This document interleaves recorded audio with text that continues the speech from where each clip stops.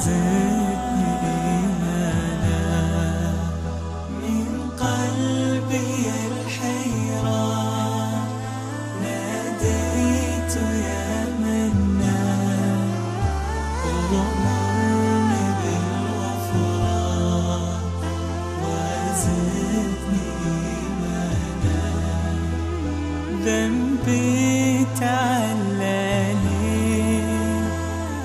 للذل أردني ذنبي تعلاني من قلبي. بسم الله الرحمن الرحیم. الحمد لله رب العالمین والصلاة والسلام علی رسوله الامین محمد و علی آله و صحبه اجمعین. بینندگان عزیز و گرامی شبکه جهانی وصال حق، السلام علیکم و رحمت الله تعالی و برکاته. باز هم با برنامه زلال ایمان خدمت شما عزیزان و سروران هستیم. همکار عزیزم استاد سلیمانی بزرگوار را بار دیگر کنار خود دارم. در آغاز سلام های خود و شما بیننده های عزیز را خدمت استاد سلیمانی عزیز تقدیم نموده ایشان را خیر مقدم میگویم. بنده مرد سلام دارم و ادب و احترام خدمت شما برادر عزیز بزرگوارم استاد رحیمی عزیز و همچنین هم بینندگان عزیز و محترم و امیدوارم که در این لحظاتی که به همراه شما بینندگان عزیز هستیم آنچه که مورد رضای الله متعال است در محفل ما و شما گفته بشه. آمین یا رب العالمین. تشکر، سلامت باشید. بیننده های عزیز، البته از هفته‌های گذشته اگر با ما بوده باشید یقینا پی بردید که ما در موضوعات ایمان داریم بحث میکنیم. به ارکان ششگانه ایمان پرداختیم. البته اولین رکن ایمان که ایمان به الله متعال هست، بحث ها و ابواب متعدد این رکن اساسی از ارکان ایمان را زیر بحث قرار دادیم. رسیده بودیم به اسما و صفات الله متعال. در مورد بعضی اسمای الله متعال بحث کردیم که از جمله اسم جلاله الله و همچنان در مورد الرحمن الرحیم بحث کردیم و سپس در مورد رب العالمین یا اسم الرب بحث های داشتیم. این هفته نیز انشاءالله با یکی دیگر از این اسما خدمت شما قرار داریم. استاد سلیمانی عزیز میشه بگوید که در این برنامه روی کدام اسم میپردازید؟ بسم الله الرحمن الرحیم. الحمد لله و الصلاة و السلام علی رسول الله و علی آله و صحبه و من والاه. در امتداد موضوع برنامه‌های گذشته که شما بهش اشاره فرمودید، ما از ابتدای کلام الله مجید آغاز کردیم. بله. آنچه که مرتبط بود به اسما و صفات الله متعال. درست. همون ترتیبی رو که الله متعال خودش صلاح دیده بود و برای ما با حکمت‌های فراوانی که خودش میداند و برای ما هم بیان کرده بسیار از اونها رو. ما از ابتدای کلام الله مجید آغاز کردیم به موضوع لفظ جلاله الله پرداختیم. بسم الله الرحمن الرحیم. و در ابتدای سوره مبارکه حمد هم همین رو داشتیم، الحمدلله لفظ جلاله رو. بعد از او رب العالمین بود، الحمدلله رب العالمین. قبلش سوره حمد رو هم ما الرحمن الرحیم رو به خاطر این قبل از رب العالمین گفتیم چون در بسم الله الرحمن الرحیم ذکر شده بود. درست. اما در سوره حمد بعد از رب العالمین دوباره ذکر میشه.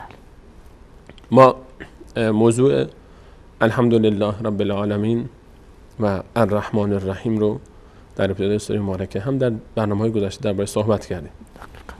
و امروز به امر شما بینندگان عزیز دوست داریم درباره موضوع آیه بعدی این سوره مبارکه که به هر حال الله متعال خودش معرفی کرده خودش رو با این صفت و با این تعبیر، ما به اون بپردازیم و اون موضوع مالک یوم الدین هست. درست.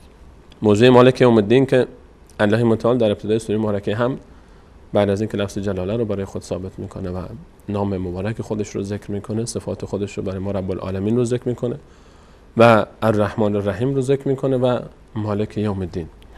امروز انشاءالله درباره این تعبیر مهم و تعبیر بسیار دقیق و اینکه همین که خود این تعبیر در سوره مبارکه حمد قرار گرفته نشان از اهمیتش داره، چون ما قبلا هم اشاره کردیم که سوره مبارکه حمد چکیده خلاصه کل قرآن کریم هست و در سوره مبارکه هم همین که در هر رکعت نماز خوانده میشه این تعبیر نشان از اهمیتش داره و همین که الله متعال باز در ابتدای سوره مبارکه هم وقتی که ذکر میکنه نشان از اینه که این موضوع بسیار مهم هست و قابل توجه هست. به همین علت سعی میکنیم ان شاء الله در این برنامه به این موضوع بپردازیم. انشاءالله. پس از خلال این روشی که شما انتخاب کردین در موارد اسما و صفات که از آغاز قرآن کریم آغاز کردیم با بسم الله که اسمایی که در بسم الله وارد شده است و سپس در سوره فاتحه فعلا قرار داریم، یعنی به همین منوال در قرآن کریم هر جایی که اسما و صفات الله متعال وارد شده است میپردازیم یا سیستم تغییر میخوره؟ کاش فرصت میکردیم که میتونستیم، یعنی به همین ترتیب میرفتیم، اما خب به هر حال چون ما موضوع ما موضوع طولانی است و به هر حال ما موضوع بحث ایمان رو مطرح کردیم در ابتدای موضوع برنامه زلال ایمان و قرار شد درباره ارکان ششگانه ایمان صحبت بکنیم و هنوز ما در رکن اولش هستیم و اون ایمان به الله متعال هست.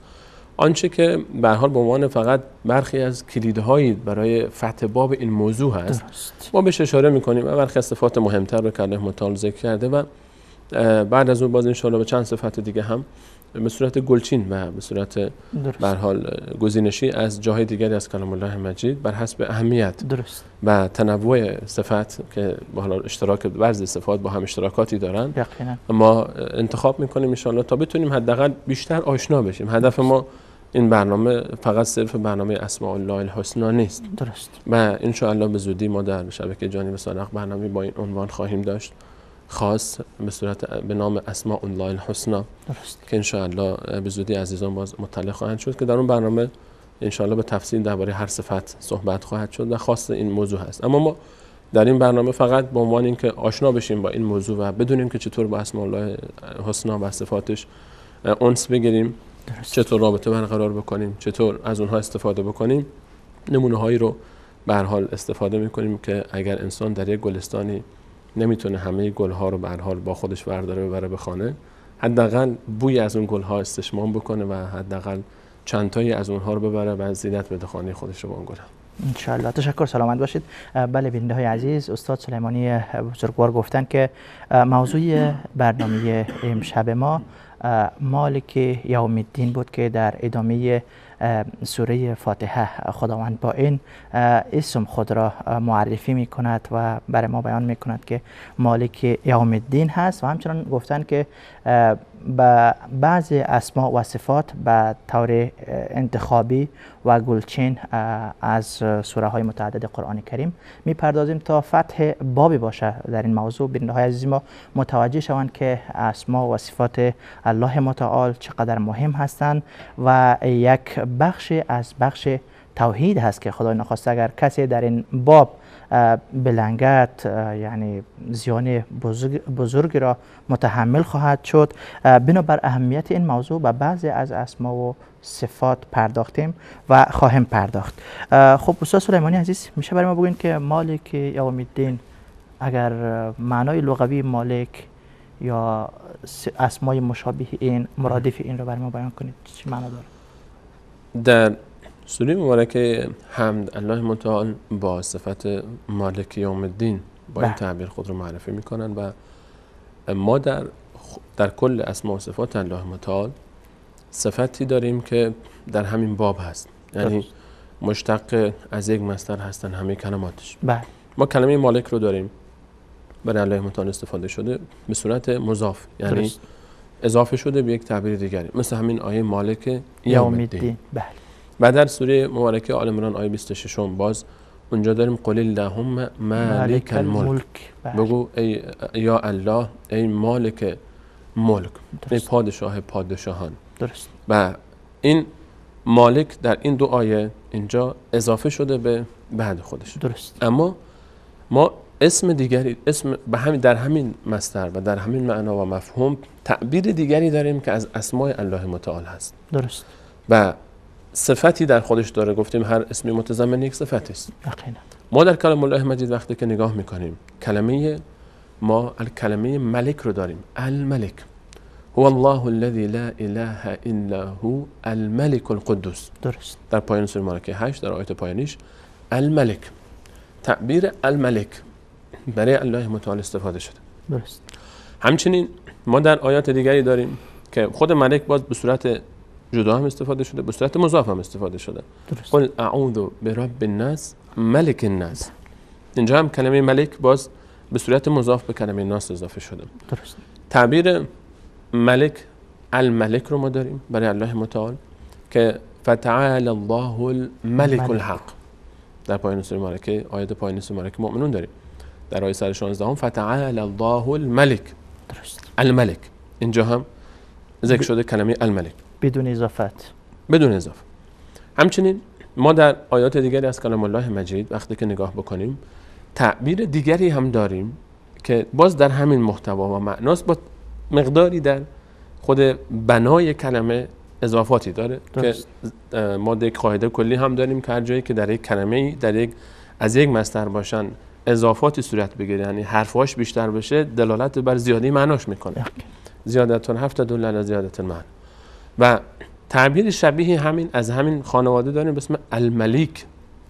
ملیک با یا هست. درست. و در پایان سوره مبارکه قمر ما این تعبیر رو در قرآن کریم داریم که الله متعال میفرماید که متقین در باغ‌های بهشت هستند، در کنار نهرها، جد باغ‌های پر از نهر، و عند ملیک مقتدر. اینجا عند ملیک مقتدر. ملیک مقتدر اینجا ملیک ذکر شده، چون تنوین گرفته دیگه طبیعتاً الف و لام اولش نمیاد، ولی اگه تنوین نداشت الف و لام میاد. الملیک.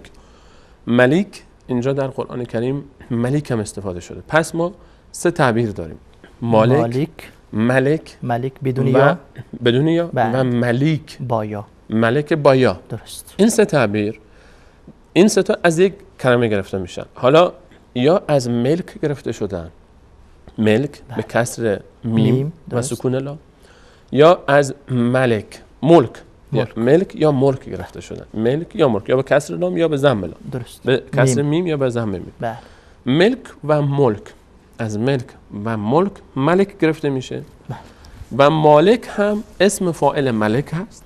درست. و ملیک هم صیغه مبالغه باز ملک هست، یعنی در اصل باز همه اینها حول محور ملک میگرده. الملک. درست. اصل تعبیر الملک است، اصل اسم اصلی الملک است. ملیک صیغه مبالغه است. صیغه مبالغه یعنی چی؟ یعنی اینکه زیادت خیلی زیاد.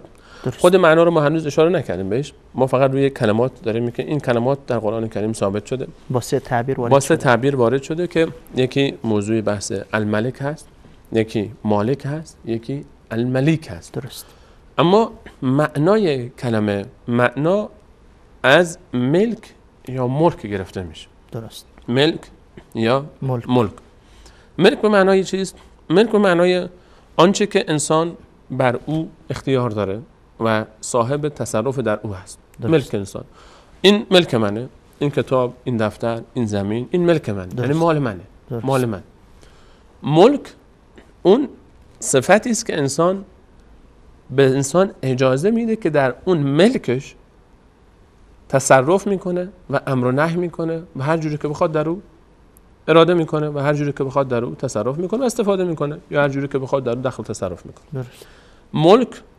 ملک و ملک. حالا مالک از این کلمه گرفته میشه و الملک از این کلمه گرفته میشه و هر دو تا در هر دوی این معانی رو برای الله متعال در بر میگیره.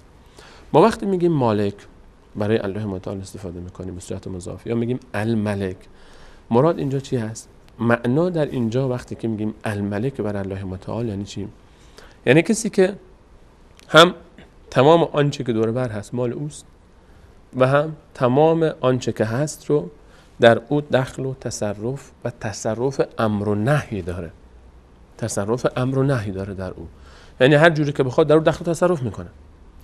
و خود این صفت، حالا برخی از علما اومدن گفتن که مالک صفت فعلی الله متعال هست، یعنی وقتی که فعلی انجام میده الله متعال، امری میکنه و نهی میکنه، این صفت انجام میشه. درست. و ملک صفت ذاتی الله متعال است. صفت ذاتی الله متعال مالک همه چیز هست. ولله ملک السماوات والارض. درست. ملک تمام آسمان ها و زمین از آن الله متعال هست. تمام آنچه در آسمان و زمین است از آن الله متعال است و الله متعال متصرف در امور همه این هست. در لغت اگر بخوایم بگیم و در تعبیر حالا معنی لغویش که گفتیم، کسی که صاحب یک چیز هست و اختیاردار در او هست و میتونه در او دخل و تصرف بکنه بهش میگن مالک. درست. و ملک در لغت برای پادشاه استفاده میشه. ما در بین انسان ها هم لفظ ملک رو داریم که استفاده میشه. در قرآن کریم حتی که در سوره کهف ما داریم که الله متعال ملک رو برای انسان هم استفاده میکنه. ملک یأخذ کل سفینه غصبا. اینجا ملک برای انسان هم استفاده میشه، اما ملک مطلق الله تعالی است. ملک و پادشاهی برای انسان دو حالت بیشتر نداره. یا پادشاهی از دست انسان میره، یا انسان میره و پادشاهی رو فعل میکنه. ملک برای انسان وقتی که ثابت میشه و نسبت داده میشه زائل هست، ثابت نیست، ماندگار نیست. اما برای الله متعال اینطور نیست. نه الله متعال زوال داره و نه ملک و پادشاهیش زوال داره. برای انسان وقتی که ما میگیم ملک، برای انسان وقتی جای ثابت میشه نسبی است. یعنی میتونه باشه میتونه نباشه.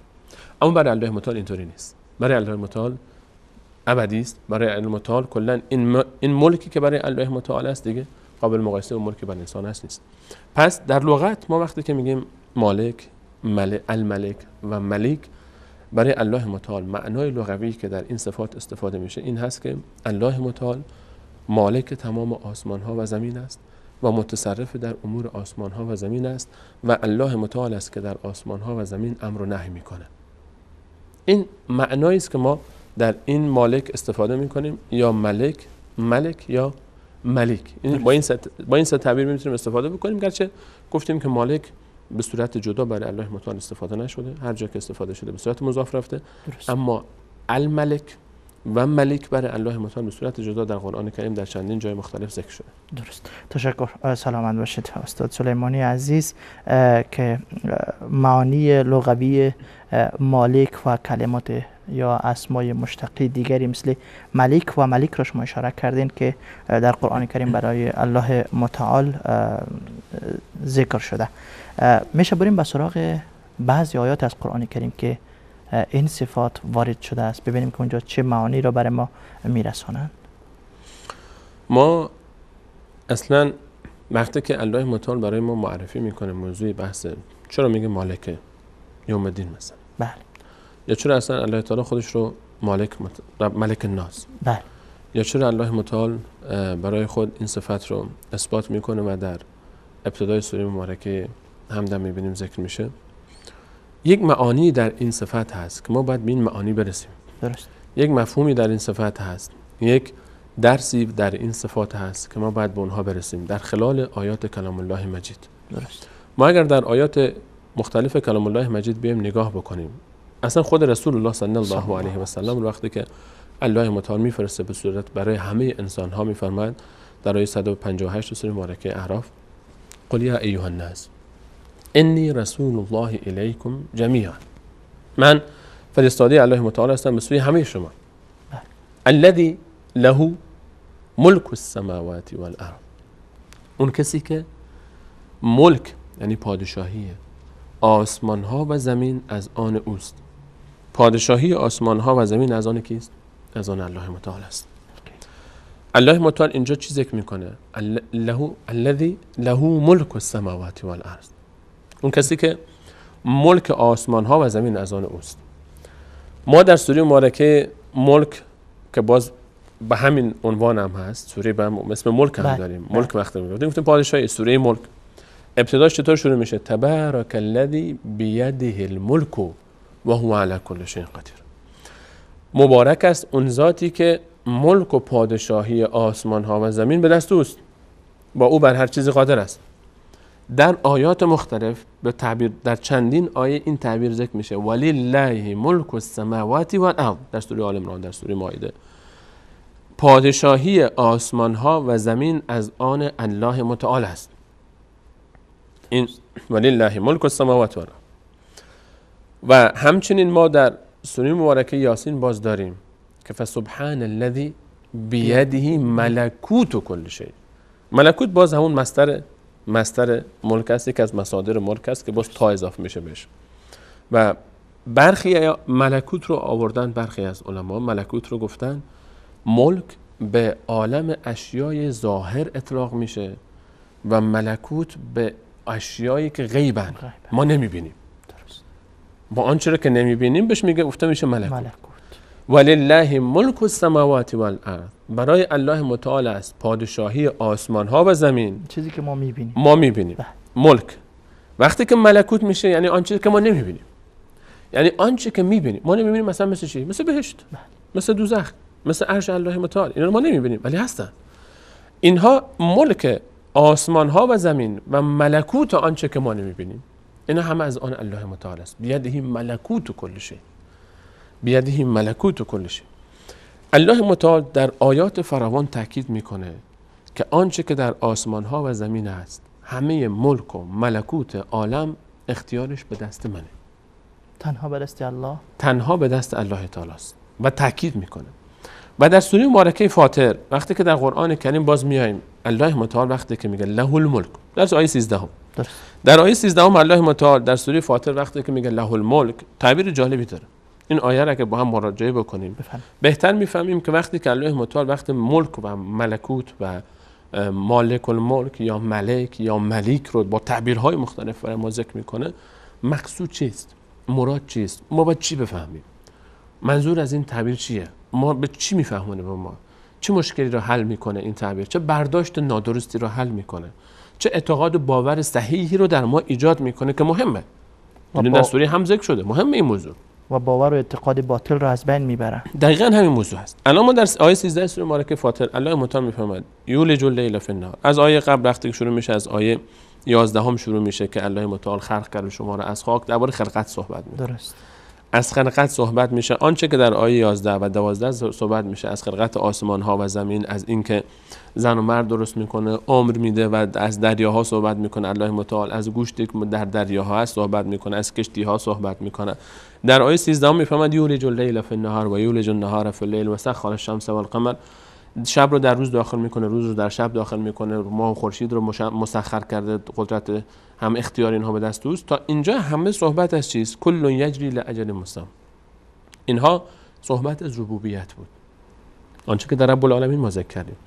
خالق خلق کرده همه اینها رو تدبیر میکنه، همه اینها رو تربیت میکنه، همه اینها رو رسیدگی میکنه بهش. الله متعال در ادامه میفرماید که ذلکم الله ربکم له الملک، فقط ملک از آن الله متعال است. له الملک خاص شده فقط برای الله تعالی. پادشاهی آسمان ها و زمین فقط از آن الله تعالی است. ادامهش چی میفرماید؟ این نقطه خیلی مهمه. غالب جاهایی که الله متعال از ملک صحبت میکنه، خیلی مهمه این نکته، غالب جاهایی که در قرآن کریم الله متعال از ملک صحبت میکنه، چه با تعبیر مالک، چه با تعبیر ملک، چه با تعبیر ملیک یا با تعبیر حتی ملکوت، بیده الملک، هر جایی که صحبت از ملک یعنی پادشاهی. درست. پادشاه یعنی کی؟ یعنی کسی که هم اختیار داره، همه کار است. برای الله متعال گفتیم که یعنی وقتی که میگیم الله متعال ملک الله متعال یعنی تمام آسمان ها و زمین از آن اوست و نه تنها اختیار داره اوست، فقط خودش اختیار داره، امر و نهی و متصرف در اموره. و این را هم فراموش نکنیم که وقتی که برای الله متعال صفت ملک رو اثبات میکنیم، خود صفت ملک برای الله متعال، الملک برای الله متعال، الملیک برای الله متعال متضمن صفات فراوان دیگری هم هست. همینه که ولله ملک السماوات والارض والله علی کل شیء قدیر. قدرت، کسی که قدرت نداشته باشه نمیتونه پادشاه باشه. کسی که حاضر و ناظر نباشه نمیتونه پادشاه موفق باشه. پادشاهی که برای الله تعالی است، پادشاهی که فقط الملک یوم اذن الحق للرحمن و الله متعال وقتی که پادشاهی حقی که فقط الله متعال داره، قدرت میخواد، علم مطلق میخواد، حاضر و ناظر باید باشه، سمیع و بصیر باید باشه، حکیم باید باشه، عادل باید باشه و تمام آنچه که در آسمان ها و زمین که اتفاق میفته، محیی باید باشه، ممیت باید باشه، که اگه نباشه که دیگه اون موقع پادشاهی الله تعالی با پادشاهی انسان ها فرقی نمیکنه. ما پادشاهی انسان ها رو اشاره کردیم که پادشاه انسان ها پادشاهی دارن، اما پادشاهی که زوال داره، پادشاهی که خودش نمیتونه، پادشاه از قدرت نداره، پادشاه از زور نداره، پادشاه از حکمت نداره، پادشاه از علم نداره، پادشاه از درایت نداره، پادشاه از توانایی نداره، پادشاه از حکمش در کشور خودش قابل اجرا نیست، بالای جسم خودش هم کنترل نداره، رو خودش هم کنترل نداره. الله متعال وقتی که این صفات رو ذکر میکنه که من ملک از آن الله تعالی است، غالبش بعدش چی میگه؟ نفی میکنه شراکت غیر الله متعال رو در ملک الله متعال. این خیلی مهم. یعنی هیچ کسی شریک نیست. والذین تدعون من دونه، الله متعال در 13 سوره مبارکه فاتر چی فرمود؟ له الملک، پادشاه فقط کیست؟ در آسمان ها و زمین، اختیاردار، مالک آسمان ها و زمین، یعنی هر ذره‌ای که در عالم وجود داره مالکش کیست؟ الله. له الملک، الله تعالی بیده ملکوت کل شیء، تبارک الذی بیده الملک. درسته؟ بله. معناش همینه، ولله ملک السماوات والارض. والذین تدعون من دونه، کسانی رو که به غیر از الله تعالی به فریاد میخوانید.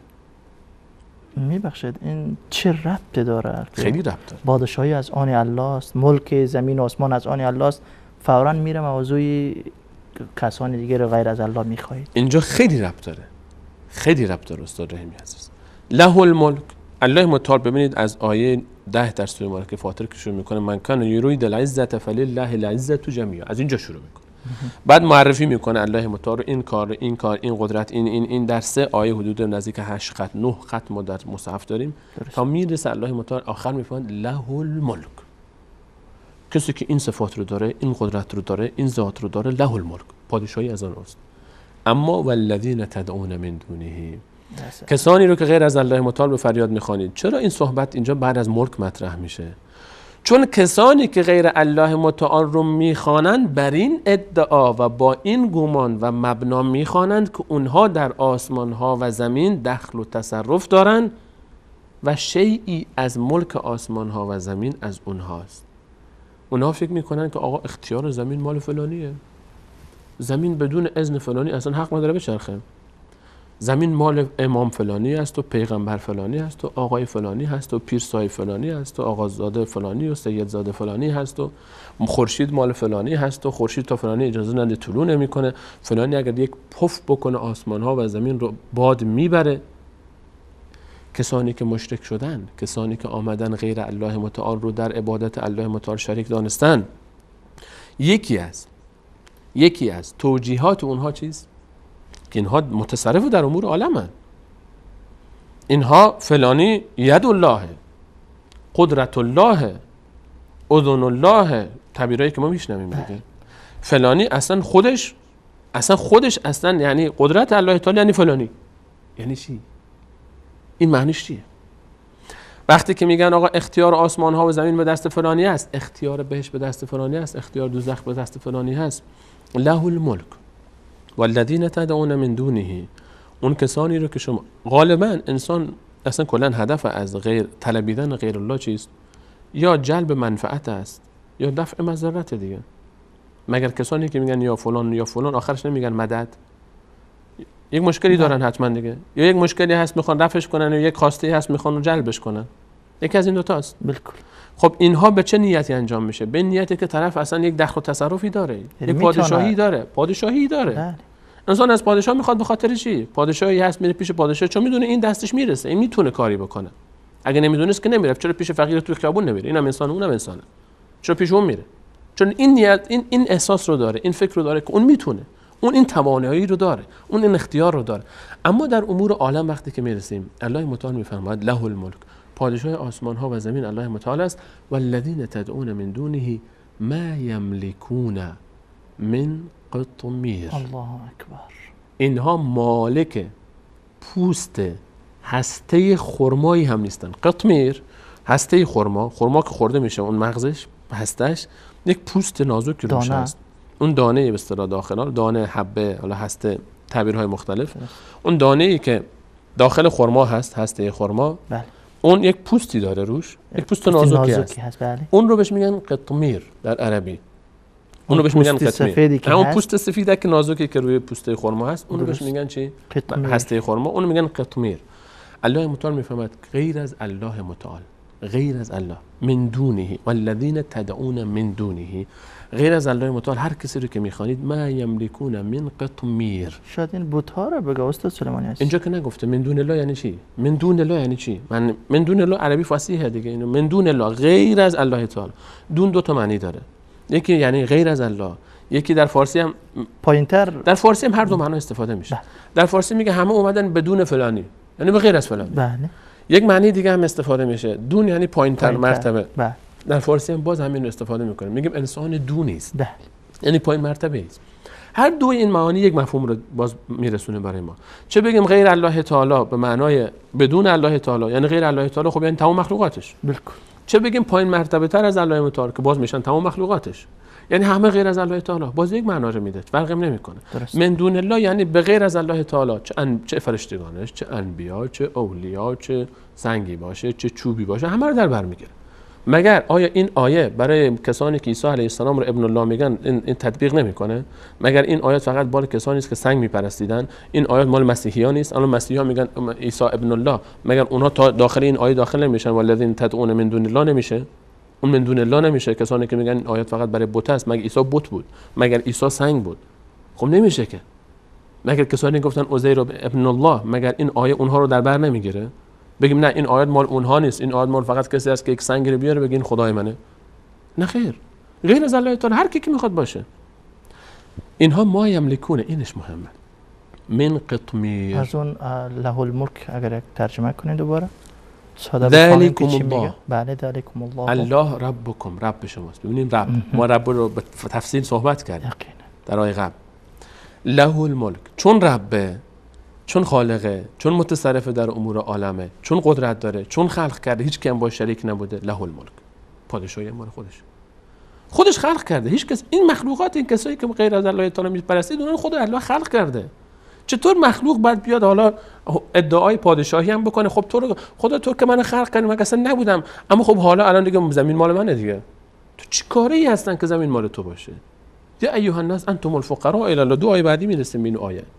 دو آیه بعدش الله تعالی میفهمید یا ایها الناس انتم الفقراء الی الله، همه تو مسکین بدبخت در به درید پیش الله تعالی، عددی نیستید. ذالکم الله، الله ربکم له الملک، ذالکم الله ربکم له الملک. والله استاد رحیمی عزیز، اگر همین یک تعبیر رو ما بخوایم دربارش صحبت بکنیم، یک کتاب باید دربارش نوشت. ذالکم الله ربکم له الملک. همین برای توحید همین بخش کافیه. همین اگه انسان خوب بفهمه توحید رو فهمیده. الله ربکم ذالکم الله ربکم له الملک والذین تدعون من دونه، کسانی هم که غیر از الله تعالی شما به فریاد میخوانید. معناش چیه؟ الله که رب شماست، الله که پادشاه آسمان ها و زمینه.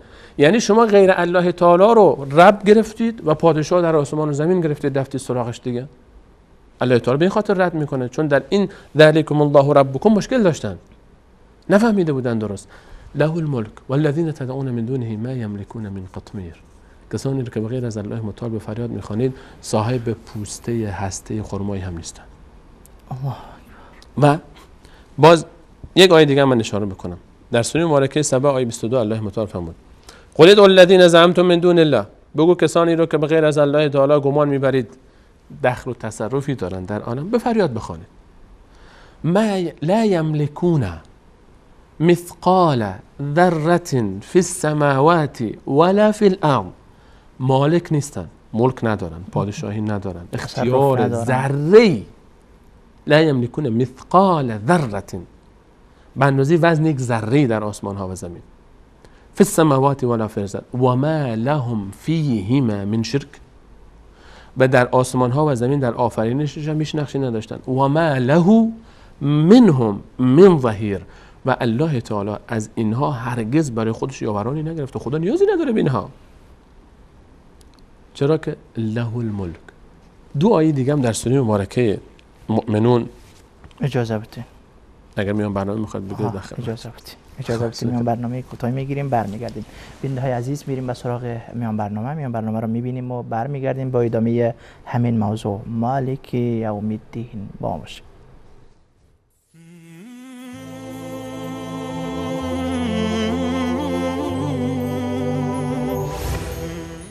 نیایش.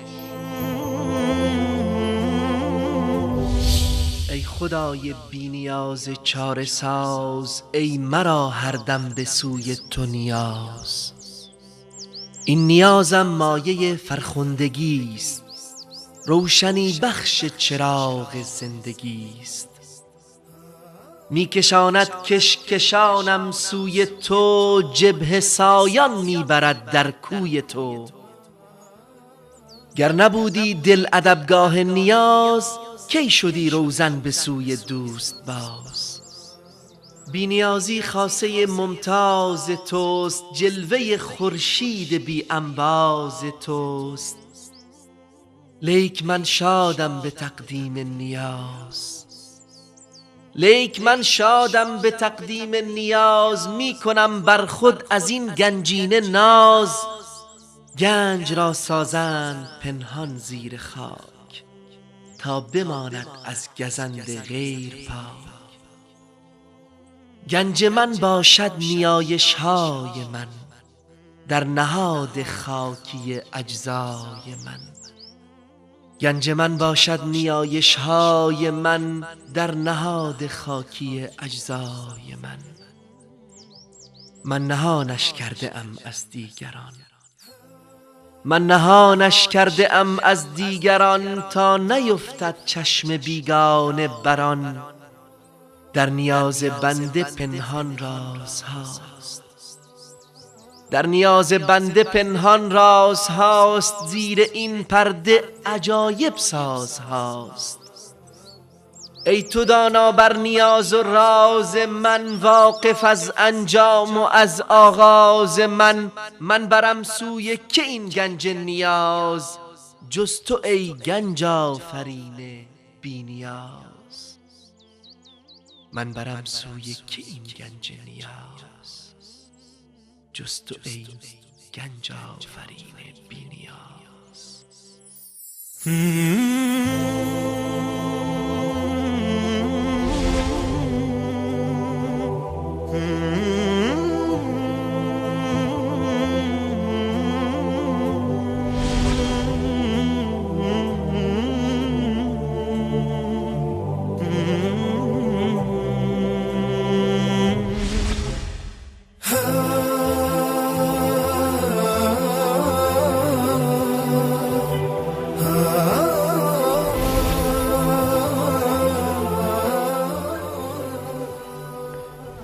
با سلام دوباره خدمت شما بیننده های عزیز و گرامی، با برنامه زلال ایمان و با موضوع مالک یوم الدین خدمت شما هستیم. البته استاد سلیمانی عزیز قبل از اینکه به میان برنامه برویم، روی معانی این صفتی که در قرآن کریم به شکل مالک یا ملیک یا ملک برای الله متعال استعمال شده است پرداختن، معانی لغوی آن را ذکر کردن و سپس سراغ آیات رفتیم که این صفات در آن آیات برای خداوند متعال ثابت شده است و چه معانی را برای ما میرساندن.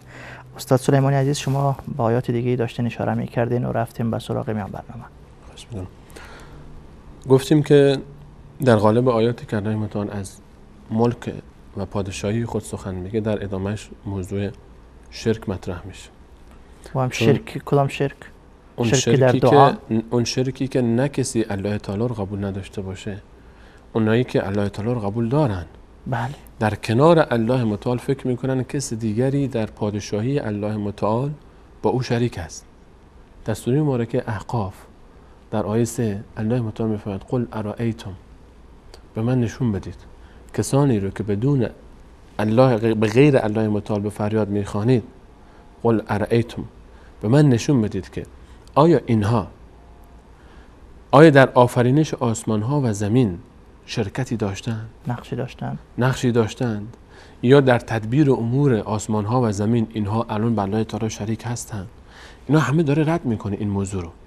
الم تعلم ان الله له ملک السماوات والارض و ما لكم من دون الله من ولی ولا نصیر.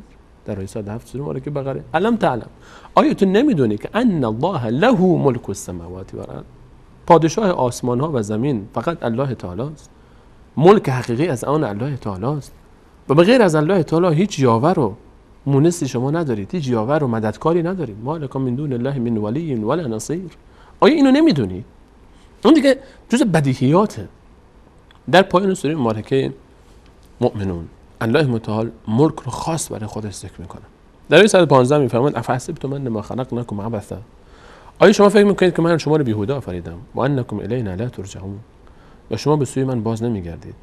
فتعالى الله الملك الحق، پاک منزه است الله اون ملک حق، تنها ملکی که حق داره ادعای مالکیت آسمان ها و زمین رو داشته باشیم.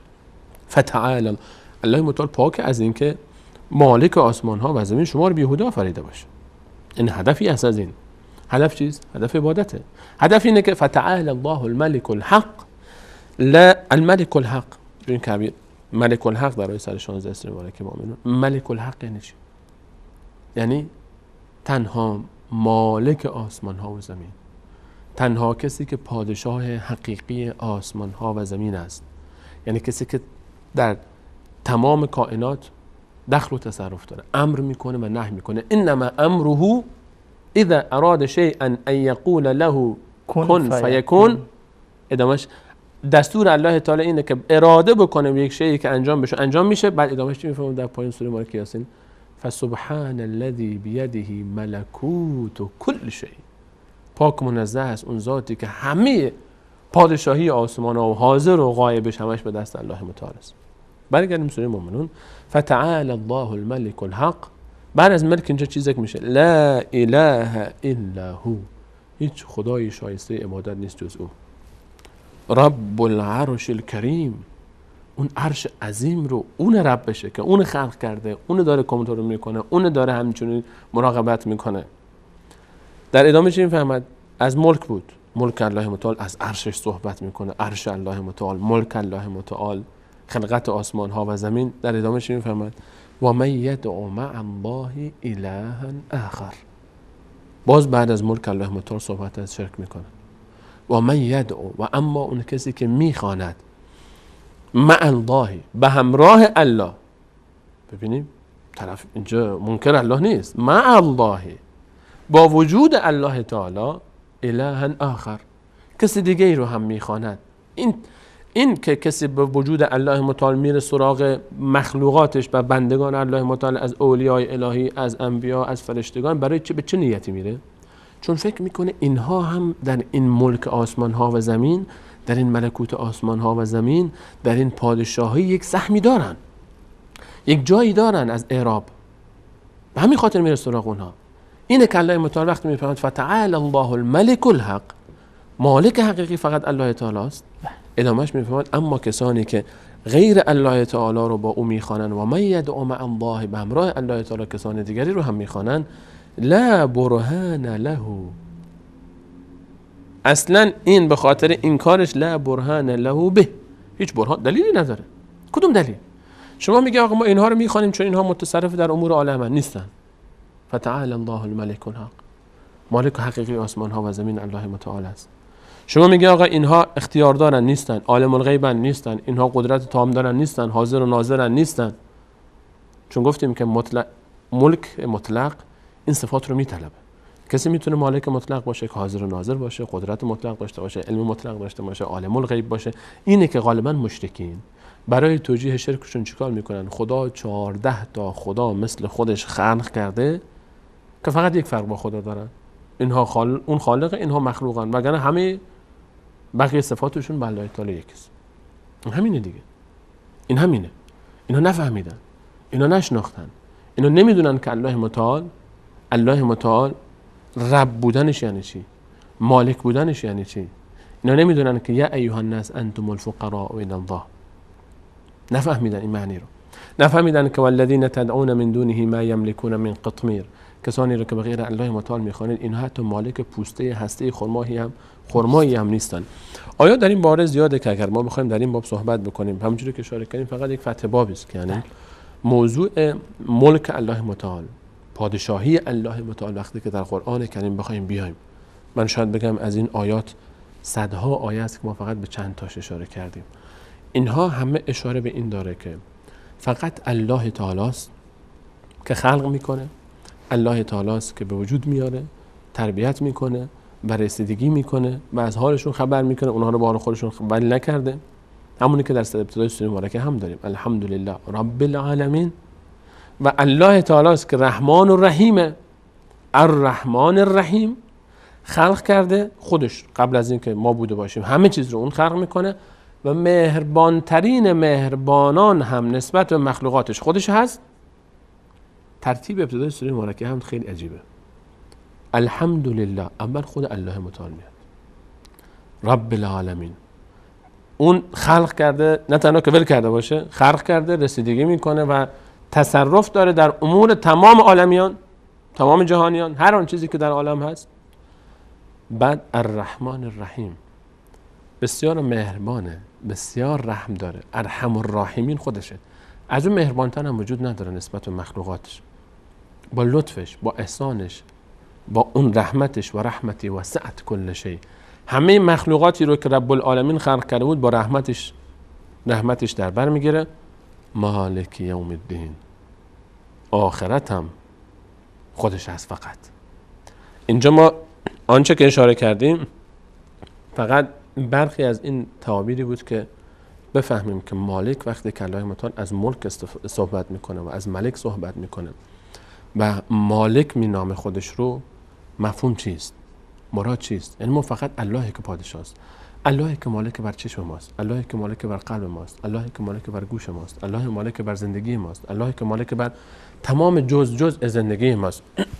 بعض پوزش قل ارأیتم ما تدعون من دون الله قل ارأیتم ان اخذ الله سمعکم و ابصارکم و ختم على قلوبکم من اله غیر الله یأتیکم به. اگر چشم شما رو بگیره، اگر گوش شما رو بگیره، اگر شنوایی شما رو بگیره، اگر بینایی شما رو بگیره، اگر قلبهای شما رو از شما از کار بندازه یا ختم بزنه بر اون، من اله غیر الله یأتیکم به، غیر از الله تعالی کیه که به شما پس بده؟ قل من یرزقکم من السماء والارض ام من یملک. ببینید بحث ملک میاد دوباره اینجا. کیه که رزق میده شما رو از آسمان و زمین؟ کیه مالک سمع و بصر شماست؟ کیه که زنده رو مرده میکنه، مرده رو زنده میکنه، این از اون خارج میکنه، اون از این خارج میکنه؟ و من یدبر الامر، کیه که تدبیر امور عالم رو به دست داره؟ آیا یک انسانی که در رأس همه انسانها رسول الله صلی الله علیه و سلم فرمود قل لا املک، من مالک نیستم، لنفسی نفعا ولا ضرا، این بنا رسول الله صلی الله علیه و سلم که بهترین مخلوقاته، بقیه به طریق اولا مشخص تکلیفشون. در آیه 188 سوره مبارکه اعراف الله متعال میفرماید ای پیامبر من بگو به اونها، من پیامبر، من رسول الله صلی الله علیه و سلم که بهترین انسان هاست دیگه، بهترین مخلوقات، خلاص بعد از الله متعال در درجه و مقام ایشونه. قل لا املک، من مالک نیستم، لنفسی نفعا ولا ضرا، نه مالک نفعی برای خودم هستم و نه مالک ضرری برای خودم. عزیزی که اینقدر عزیز نزد الله متعال رسول الله صلی الله علیه و سلم که مالک نیست، ملک نداره بر نفس خودش، چه در نفعش چه در ضررش، آیا غیر رسول صلی الله علیه و سلم برای غیر خودشون باز مالک نفع و ضررن؟ قل اتعبدون من دون الله ما لا یملک لكم ضرا ولا نفع والله هو السمیع العلیم. در آیه 76 سوره مبارکه مائده الله تعالی میفرماید که بگو آیا غیر الله متعال کسانی رو میپرستید که مالک هیچ ضرر و نفعی برای شما نیستن؟ و الله هست که سمیع مطلق است و علیم مطلق است، عالم مطلق است. به سراغ کی میرید شما؟ این رو الله متعال چقدر روی بحث مالک بودن انسان، رسول الله صلی الله علیه و سلم من مالک نفع و ضرر برای خود نیستم، چه برسه برای دیگران. اینها همه این معنی رو به ما میرسونه که ما به این یقین برسیم که ولله ملک السماوات والارض. در آیات 18 و 19 از سوره مبارکه مائده و در آیات 72 تا 76 از سوره مبارکه باز مائده الله متعال به شرک مشرکین مسیحیت اشاره میکنه. لقد کفر الذين قالوا ان الله هو المسيح ابن مریم. کافر شدن که کسانی گفتن مسیح پسر مریم خداست. لقد کفر الذين قالوا ان الله ثالث ثلاثه. کافر شدن که کسانی گفتن خدایی که سه تا خداست. بعد پایان این آیات چی است؟ در آیات 18 و 19 که همین موضوع مطرح میشه با همین مفهوم میفرماد ولله ملک السماوات والارض، الله که مالک آسمان ها زمینه. در آیات 72 بعد تا 76 باز که همین موضوع مطرح میشه، باز الله تعالی میفرماید که قل اتعبدون من دون الله ما لا یملک لكم ضرا ولا نفعا. باز بحث ملک مطرح میشه.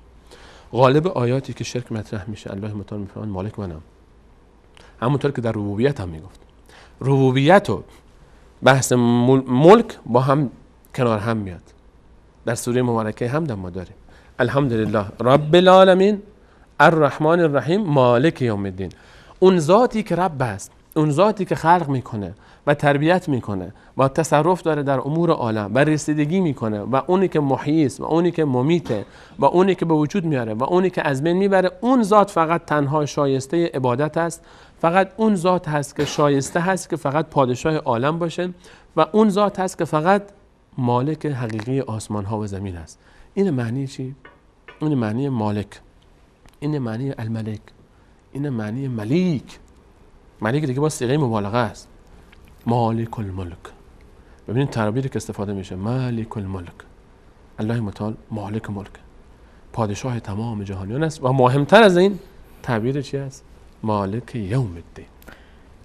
ببخشید، وقتی که بحث از ملک و پادشاهی یا صفت ملیک و ملک برای الله متعال ثابت می شود، تعدادی که قبلا هم مشرکین قریش وقتی گمراه شدن مشکل یا شبهه‌ای که آنها مطرح کردن بحث شفاعت و سفارش بود و کسانی که امروز هم در این باب منحرف شدن، اونها بازم مثل گذشتگانشان از همین جا منحرف میشن، میگن خب الله مالک است، ما قبول داریم پادشاه است. خب ما مردم فقیر نمیتونیم که به پادشاه برسیم، به سادگی باید یک وزیری، وکیلی، یک والی، یک کسی دیگر را تلاش بکنیم که ما را اونجا برسونه. برای پاسخ گفتن این شبهه ما یک دقیقه اگر در یک قاعده کلی داریم. بله الله تعالی پادشاه است، بندگان هم پادشاه هستند، اما مشکل کجاست؟ مشکل اینه که لیس کمثله شیء و هو السمیع البصیر. هیچ کسی مثل الله تعالی نیست. پادشاهی الله متعال کجا و پادشاهی بندگان ضعیف محکوم به زوال کجا؟ یک پادشاهی که خودش نمیتونه سلامتی خودش رو حفظ کنه، نمیتونه که خودش جلوی بیماری خودش رو بگیره، نمیتونه بدون نگهبان و بدون منشی و بدون وزیر و بدون آشپز و بدون همسر و بدون فرزند و بدون تاجر و بدون اقتصاد و بدون فلان فلان زندگی بکنه، نمیدونه پشت سرش چی جریان داره فعلا. اینی که داخل اتاق نشسته که نمیتونه اصلا مدارک رو اصلا. چرا وزیر میگیره پادشاه؟ اصلا پادشاهای دنیا چرا وزیر میگیرن؟ به خاطر ضعفشون. پادشاه نمیتونه به تمام امور بلاد و خارج بلاد برسه که یک وزیر داخلی داره، وزیر خارجه داره، وزیر اقتصاد داره، وزیر نفت داره، وزیر. این چرا؟ به خاطر اینکه ضعیفه، نمیتونه. چرا منشی میگیره؟ چرا سردفتر میگیره؟ چرا تلفنچی میگیره؟ چرا برای خودش خلبان میگیره؟ چرا اسکورت و بادیگارد میگیره؟ اصلا ضعف. همین هر کدوم از اینا نشانه ضعفه. آیا الله متعال این چیزها رو داره؟ آیا الله متعال نیاز داره به اسکورت؟ آیا الله متعال نیاز داره به منشی؟ آیا الله متعال نیاز داره به وزیر؟ آیا الله متعال نیاز داره به کسی که صدایش رو به الله تعالی برسونه؟ مگر الله تعالی خودش سمیع بصیر نیست؟ مگر الله تعالی سمیع مطلق نیست، بصیر مطلق نیست؟ مگر نفرمود نحن اقرب الیه من حبل الورید، من از شعله گردن به شما نزدیکترم؟ مگر الله متعال صدای ما رو نمیشنوه؟ مگر حال ما رو خبر نداره؟ اگر نیست که اصلا نباید پرستیده بشه همچین خدایی. اگر نعوذ بالله کسی فکر میکنه خدا صداشو نمیشنوه، خب این که شایسته خدایی نیست. چرا میپرستیش اصلا؟ اگر کسی فکر میکنه که الله تعالی صداش رو نمیشنوه، یا اگر کسی فکر میکنه که الله تعالی میشنوه اما من بدبخت روسیایی گناهکار قبول نمیکنه، میره سراغ به غیر الله، آیا غیر الله از الله متعال مهربانترن؟ یا سلام. آیا اگر الله متعال تو رو قبول نکرد کسی مهربانتر از الله وجود داره که تو رو قبول بکنه؟ الرحمن الرحیم. الرحمن الرحیم رو چرا الله متعال بعد از رب العالمین الرحمن الرحیم رو آورد؟ چرا میفهمد و هو ارحم الراحمین، مهربانترین مهربانان منم؟ وقتی الله متعال رد بکنه دیگه کیه که قبول بکنه؟ آخه کی مهربانتر از الله متعاله؟ اگر کسی فکر میکنه که غیر الله متعال از الله متعال مهربانتره که خب خلاص دیگه ما بین حرفی نداریم. خودش ادعا میکنه که من خدای دیگری دارم، مهربانتر از الله تعالی است. و این توجیهات هر کسی هر جور توجیهی بکنه، بازم همین سه تا آیه اول سوره حمد هیچ توجیهی برای هیچ مشرکی باقی نمیگذاره. الحمدلله رب العالمین الرحمن الرحیم مالک یوم الدین. الان خصوص این قسمت یوم الدینش. خب این میشه برای ما بگیم که مالک یوم الدین. ما دقایق پایانی برنامه فکر میکنم فرا رسید. احمد جان اشاره میکنه که 5 دقیقه شاید مانده باشه. مالک یوم الدین در حالی که شما گفتین که پادشاهی آسمان و زمین و ملکوت و ملک و اینجا در سوره فاتحه مالک یوم الدین چرا تنها با یوم الدین خاص میکنه در حالی که پادشاهی ملک و ملکوت از آنی است؟ الله متعال میفهمد مالک یوم الدین یعنی مالک و پادشاه روز جزا. یوم الدین یعنی روز جزا و حساب و کتاب، روز قیامت. خلاصه کن یوم علی نه مقصد یوم الدین اونو کسانی که میگن دین به هر حال اون من درون با وارد نمیشه. الدین به معنای جزاست، درست، و دین هم از همین صیغه هاست، یعنی قرض. اون کسایی که بلا قرضای روز قیامت هر کسی حساب کتابی داره. این پرونده ها قرض همه چیز، چه خوبیش چه بدیش باید به جزاش برسه. یوم الدین، روز قیامت. چرا الله متعال ملک خودش رو، با اینکه ملک دنیا و آخرت است، پادشاهی دنیا و آخرت، چرا خاص میکنه به آخرت؟ چون در دنیا ادعای پادشاهی دارن. در دنیا ادعی میگن مثل فرعون الیس لی ملک مصر، ملک مصر مال منه. در دنیا خیلی از پادشاها فکر میکنن همه کارن، اما در آخرت چی؟ در روز قیامت یوم هم بارزون لا یخفى علی الله منهم شیء، اون روزی که همه ظاهر میشن به نزد الله تعالی، هیچ چیزی بر الله تعالی مخفی نیست. لمن الملک اليوم، الله متعال اون روز میفهمد امروز پادشاهی از آن کیست؟ پادشاه ها هستن لباس ندارن بپوشن، چه برسه که بادیگاری داشته باشن، وزیری داشته باشن، سفیری داشته باشن و اسکورتی داشته باشن و قصری داشته باشن. قاضی هست اونجا ایستاده، اما نه قضاوتی میتونه بکنه و نه جرأتی داره حرف بزنه. وزیر وایستاده، اما نه اسمی از وزارت براش مونده و نه از اون آرمهایی که روی درجهش مونده بود، نه از اون لباسا هیچ خبری نیست. تاجرش، فقیرش، غنیش، وزیر دفاعش، ارتش بودش، سرهنگش، خلبانش، استادش، علامش، نابغش، پادشاه که در است، همه وایستادن. پادشاه اونجا نه محدوده‌ای داره، نه تختی برای پادشاهی داره، نه ارتشی برای حمایت از خودش داره، نه محدوده‌ای برای به عنوان اینجا این کشور منه، این مرز منه، اینجا مرز سرزمین منه و اتباع من حکومت میکنیم. اینا همش تعطیل میشه اونجا. یوم یفر المرء من اخیه و امه و ابیه و صاحبته و بنیه. انسان از برادرش میگریزه، از مادر پدرش میگریزه، از همسر و فرزندش میگریزه. اون موقع سرباز میاد نوکری پادشاه رو بکنه اون دنیا. اون روز کدوم پادشاه میتونه جرأت میکنه پادشاه میکنه؟ یوم یقوم الروح والملائکه صفا لا یتکلمون.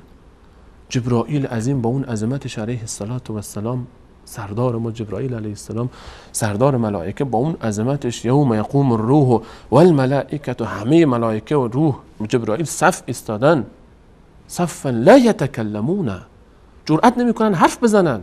جبرائیل علیه السلام با اون عظمتش جرأت نمیکنه حرف بزنه، الا من اذن له الرحمن، مگر اینکه الله بخواد اجازه بده تا کسی حرف بزنه.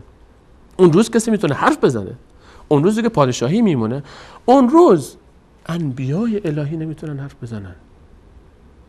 اون روز الله متعال میفرماد جبرائیل امینم ساکته، انسان ها، اون همه روزی هست که پادشاهی فایده ای نداره. اون روزی هست که الله متعال میفرماد یوم و له الملک یوم ینفخ فی الصور. پادشاهی اون روزی که در صور دمیده میشه دوباره همه پوش بیان، فقط خاص از آن الله تعالی است. کسی که پادشاه آخرته به طریق اولا پادشاه دنیاست، چون اونجا هیچ پادشاهی وجود نداره. اینجا ادعای پادشاهی دارن، اونجا هیچ کسی ادعای پادشاهی نمیتونه بکنه. کسی که در روز قیامت پادشاه است، کسی که مالک یوم الدینه، به طریق اولا مالک این دنیاست. انسان دیگه نیاز به گفتن نداره، چون اونجا دیگه چی باقی نمیمونه. اونجا الله متعال فرمود یوم هم بارزون لا یخفى علی الله من و برزوا لله جمیعا، در آیات مختلف. لا یخفى علی الله منهم شیء لمن الملک اليوم. الله متعال اونجا ندا میفرماید لمن الملک اليوم، امروز پادشاهی از آن کیست؟ ملک گفتیم یعنی چی؟ کسی که مالک هست و امر میکنه و نهی میکنه و به دست اوست. الله متعال در خودش در پایین میفرماید لله الواحد القهار، فقط از آن الله واحد چیره است. روز قیامت نه پیامبران، نه انبیا، نه فرشتگان، نه اولیا، هیچ کدوم به درد انسان نمیخورن جز اعمال خودش. واتقوا یوما لا تجزی نفس عن نفس شیئا ولا یقبل منها شفاعة ولا یؤخذ منها عدل ولا هم ینصرون. اون روزی که اون موقع دیگه، اون روز پادشاهی فقط از آن الله تعالی است. هر کسی که با الله تعالی رابطش خوب بود پیروز است و هر کسی که با الله تعالی رابطش بد بود از بین میره. و الله متعال میفرماید رب العالمین دنیا رو خلق کرده، مهربان ترین هم اوست، مالک آخرت هم اوست. اول شما رو او خلق کرده، آخرت هم مالک فقط خودشه، مهربان ترین مهربان ها هم هست. پس دیگه چه دلیلی باقی میمونه که شما به غیر الله تعالی برید؟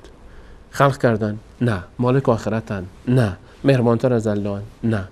پس میشه بعدش چی میشه؟ مالک یوم الدین ایاک نعبد و ایاک نستعین. این درک و شعور به جایی میرسه که ما میگیم فقط تو رو میپرستیم و فقط از تو استعانت میکنیم. فهم رب العالمین و الرحمن الرحیم و مالک یوم الدین ما رو میرسونه به چی؟ ایاک نعبد. این همون اصل توحیده. فقط تو رو میپرستیم چون فقط رب العالمین تویی، فقط رحمان الرحیم تویی، فقط مالک آسمان ها و زمین در دنیا و آخرت تویی، فقط شایسته عبادت تویی و ایاک نستعین. فقط از تو استعانت میکنیم. از همه مهربانتر خالق آسمان و زمین و مالک آسمان و زمین در دنیا و آخرت، همه چی هم به دست توست. الله أكبر. جزاكم الله خيرا وبارك الله فيكم. اللهم استرنا فوق الارض و تحت الارض و یوم العرض. بیننده عزیز، همه شما عزیزان را به خداوند یکتا و یگانه میسپارم. الله یار و مددگارتان. و السلام علیکم و رحمت الله و برکاته. من قلبي الحيران ناديت يا منان أغمرني بالغفران وزدني إيمانا. من قلبي الحيران ناديت يا منان أغمرني بالغفران وزدني إيمانا. ذنبي تعلاني للذل أردني. ذنبي